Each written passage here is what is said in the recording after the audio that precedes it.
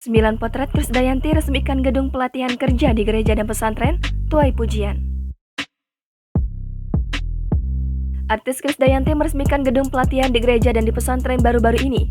Aksinya itu pun langsung menuai sorotan. Momen kade sapaannya saat meresmikan tempat tersebut dibagikan oleh sang diva di Instagram.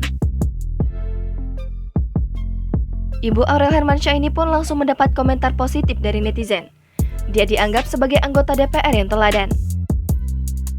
Lantas seperti apa potret Krisdayanti saat meresmikan gedung tersebut? Simak fotonya berikut ini. 1. Krisdayanti meresmikan Balai Latihan Kerja Gereja Kristen Jawi Wetan di Kabupaten Malang. Dengan mengenakan batik, dia memberikan tanda tangannya.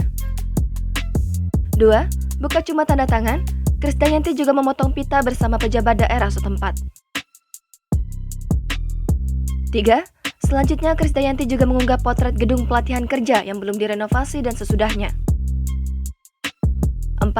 Rasa syukur dan haru melihat bangunan yang dulu hampir rubuh. Alhamdulillah, dengan ridha Allah Subhanahu wa Ta'ala sekarang telah berdiri kokoh. Semoga dapat bermanfaat bagi seluruh umat di wilayah Sumawe, kata Krisdayanti. 5. Berikutnya, Krisdayanti juga pergi ke pesantren untuk meresmikan gedung Balai Latihan Kerja Kejuruan Teknik Informatika di Pondok Pesantren Zainul Ulum. 6. Sama seperti sebelumnya, dia juga memberikan tanda tangan dan memotong pita sebagai tanda peresmiannya. 7. Sang diva tidak lupa berpose dengan para santri dan pengajar di sana. Dia tampil dengan mengenakan kerudung hitam. 8. Gedung itu pun berdiri begitu kokoh. Krisdayanti berharap bangunan tersebut bisa bermanfaat.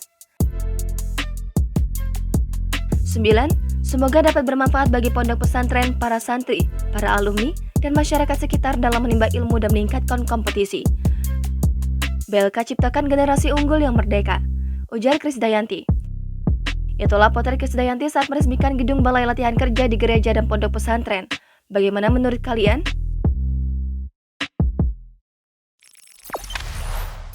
Jangan lupa subscribe, share, komen, dan like ya!